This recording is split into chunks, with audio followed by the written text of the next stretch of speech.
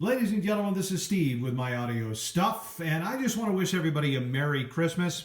I thought I would give you a Christmas treat, and I had originally done part one of this video on my Harman Kardon 930 twin-powered stereo receiver, and I expected to get maybe 10, 20 views, maybe 100 tops, family, friend, people saying, yeah, that's okay, whatever. But I didn't expect to get over 4,000 views, and this will probably be 5,000 or 6,000 pretty soon. But I figured that as a treat, I would pull this thing out of the stereo cabinet and talk a little more thoroughly about some of the features that this particular unit has, and maybe let you take a peek, how's that, on the inside, and see some of the components that made this receiver such a unique one. This is one of the later runs of this receiver, as I'd said in my first video. This dates, I think, from about 1974. They produced these from 71, I think, up to 74. You could get some of these on closeout early 75, but by that time, the 930 was gone. And the 730, which later became, the 740, 760, all of that replaced this. This is probably, in a general sense, to the Harman Kardon enthusiasts, one of the most sought-after pieces, even beyond some of the 4-channel receivers that Harman Kardon had. This is, I think, a receiver that they didn't make a whole lot of them, and this particular receiver is very unique among 930s for something that you're looking at now, but you're probably not aware of it, and that is the wood cabinet on this thing. And I just wanted to show you this. Harman Kardon, I think to my knowledge, made 2 types of wood cabinets. The first wood cabinet, which was available on some of their earlier 930s, was more or less very similar to the Marantz wood cabinets, which were basically wraparound cabinets. They were on the top, the sides, and the bottom. But the later Harman Kardons had really what I consider to be an improvement, and this is a more difficult cabinet to get. The cabinet alone, I think, is probably $700-800 just for the cabinet of this thing, and it's not made of, Radio Shack walnut veneer. This is teak wood or some very exotic wood that they use on this, but this is just a partial wrap. It wraps around the sides, but not the bottom part of the receiver, which really is an improvement because it makes servicing of the receiver a lot easier because you don't have to, slip the receiver out of the cabinet. And I've had these models with both kinds of the cabinets. The wraparound, which I really didn't like all that much, big, bulky, and then the more streamed down teak wood partial wrap cabinet. But most people, when they ordered the 930, you could order it with either the optional wood cabinet, and there are probably practically none that have this, or just the standard metal cabinet, which I have as well. And the metal cabinet is what is originally underneath this. I've already removed it to make this a little easier. But the cabinet alone for this, and it's pretty much mint, is probably $700-800, maybe even more than that, if you want one of these. This is a factory-produced cabinet. It wasn't some bearded guy, no offense to bearded people, in their garage who made this cabinet for his piece of audio stuff. This was a Harman Kardon factory-produced cabinet that's very streamlined and I think really adds a lot to this receiver. This is not really a very big receiver, but it is a fairly heavy one.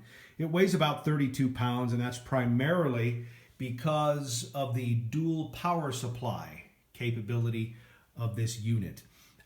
Again, I've said that this is probably one of the top Harman Kardon audio pieces that is sought after.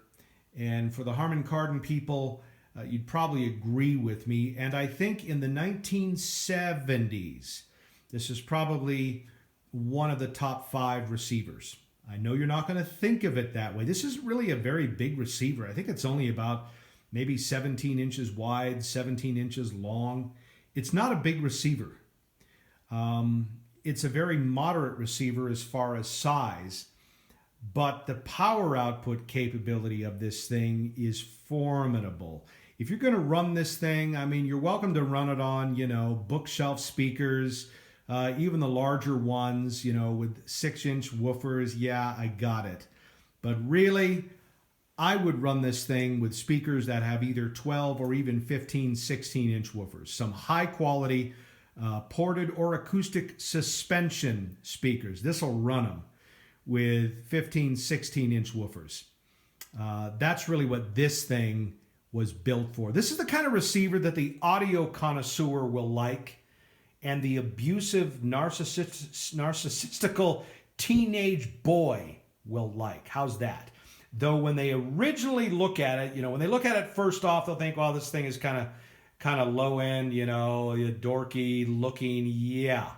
But when they put their CDs or their, you know, Bluetooth stuff on it and all of that, and you can buy some high quality Bluetooth receivers like the B1. And providing you have good Bluetooth files on your phone, you can get this thing to crank in very unbelievable ways. And so with that type of stuff, your arrogant, self-righteous, high school age son and his buddies, usually they mature enough in college where they're not quite as abusive, they will like this receiver as well. But again, I'd probably put this in the top 5 of 1970s receivers. This is sort of like, you know, the granny lady next door to you. You know, she has a moderately sized car. Maybe it's mid-sized, right? Yeah, okay, nothing special. But when you look under the hood, there's a 472 big block there with a high-performance transmission.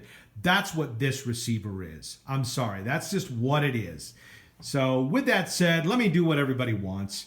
And let's go ahead and pull off the cabinet. I've taken the screws out so it's easier and you can look at it. And I'll put it next to the metal cabinet. So when you first look at this thing, aside from the fact that it has 2 separate power supplies, which is just unbelievable, look at how clean it is inside. And look at how simple the circuit layout is in this particular receiver. I mean, it's just unbelievable. You have the MPX board for the FM, you have the IF section for the FM, and this is a 4-gang tuner rather than a 3. And that means, practically speaking, that this has 1 whole extra IF strip on it to boost the FM signal. And so you have an effective sensitivity of about 1.7 to 1.8 microvolts. This thing really quickly gives you the FM sensitivity of the Kenwood TK140X with the stability and quietness of some of the Marantz receivers. So it's the best of both worlds. You have high selectivity with this thing, about 1 dB. Signal to noise on the FM, the good signal, probably close to 70 dB. Stereo separation, 35, 40 dB. I mean, all of that is excellent. This will pull in weak stations in rural areas with little or no antenna at all and present them to you in listenable stereo. The other thing about this too, again, are the twin power supplies. I mean, people just didn't do stuff like that. I mean, even today, they don't do stuff like that. Harman Kardon went to unbelievable expense to produce a receiver with 2 independent power supplies. Now, obviously, they passed that on to the consumer. These were not cheap. These were, I'm thinking $700, maybe even more in the day, which was like $3,000, $4,000 today. But because of that, you have a receiver which will compete. And I don't think people can argue with the likes of another big receiver of the day, and that was the Marantz 2325, which came out right at the end of this. And that was rated at, I believe, 120, 125 watts per channel. But this will compete with that amplifier. People need to understand that. It's just that powerful, and it will do that primarily because of the dual power supplies. If you look at the boards on this thing, though, it's very easy to replace stuff. This is the MPX board, and you can just turn the unit over and unsolder components. The AM board, again, FM. The IF strip is in here. That's easily fixable. And then the receiver preamp, it's mounted upside down, but again, it's really easy to work on. Everything is easy to work on. That's the amplifier board. Really quick, if you look at this thing inside, once again, like we're doing here, notice that the amplifiers, you know, the right channel, I believe that's the right channel, they're actually reversed, right channel and left channel are spaced far away from one another, and they do not share the same heat sinks. Those are separate heat sinks for each. And Harman Kardon did that so that the heat generated by one amp wouldn't feed in and or contribute to the heat generated by the other amp.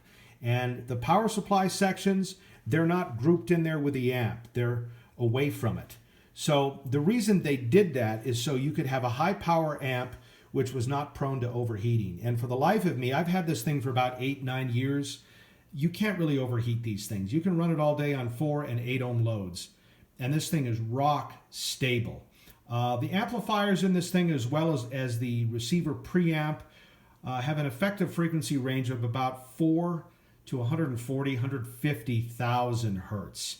So this is a wideband, ultra stable amplifier. Signal to noise ratio on this thing, probably around 80 dB, maybe a little better than that.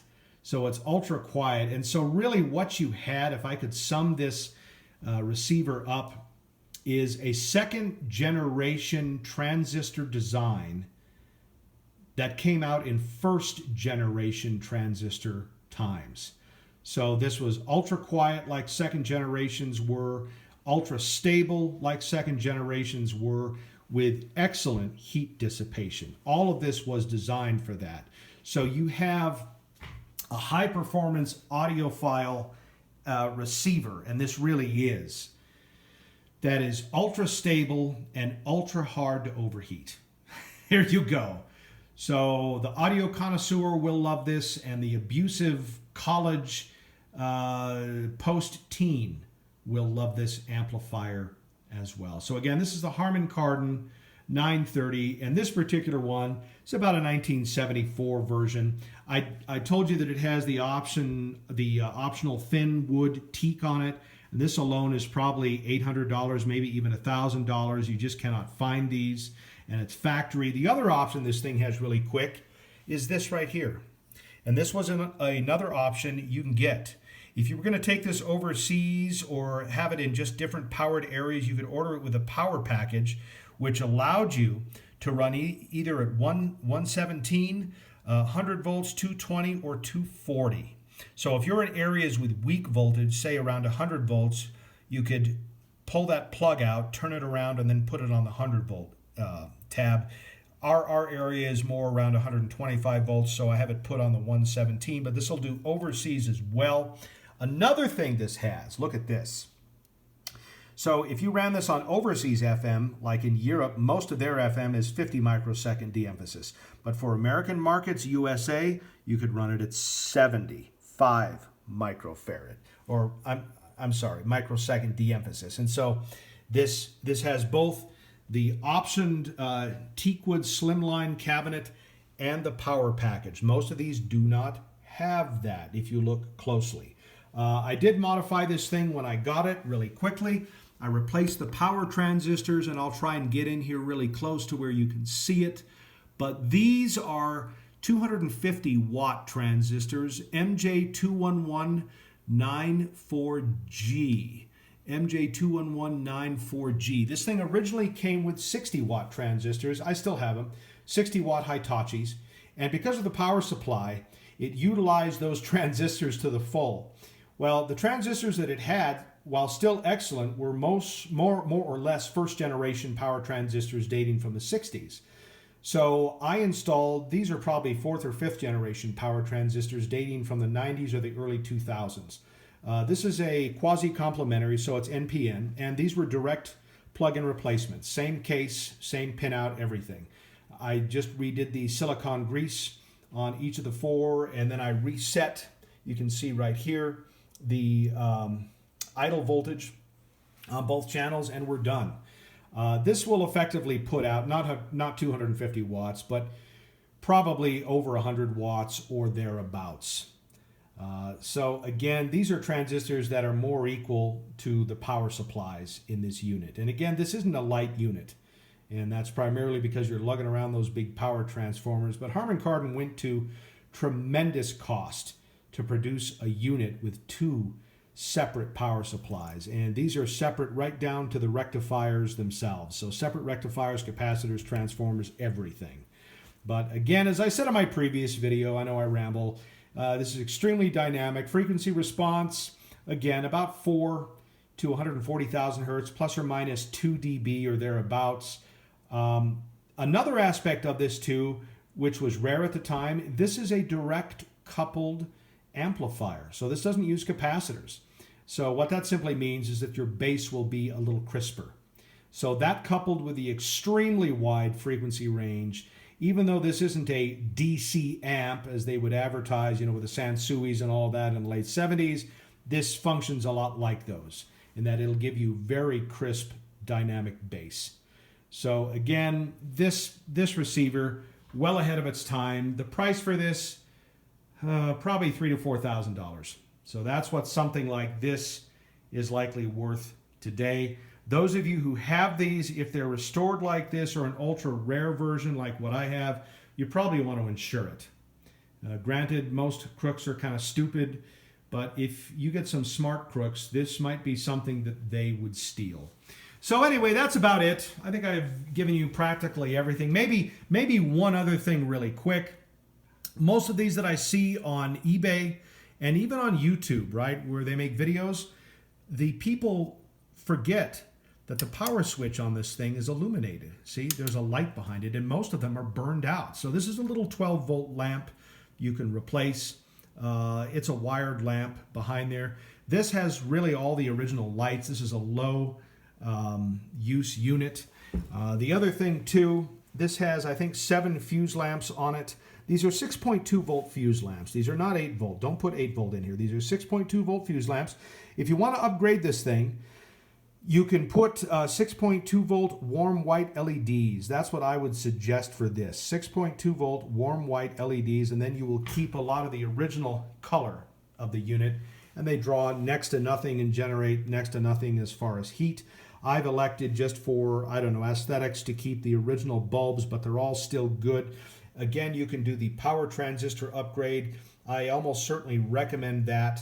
So the transistor upgrade, the phono preamp really quick. You don't see it here. It's underneath the unit. And I upgraded that, or I would call it an upgrade. I put NTE 199s in it. They're the same exact pinout as the transistors that I took out of it. And they're just 4 transistors. So again, this is the Harman Kardon 930 receiver. And this is a rare one and a very expensive one dating from about 1974 thereabouts. I have another site. It's a Father's Devotions, and you can check that out as well. It's on YouTube. Hey, God bless you folks, and Merry Christmas.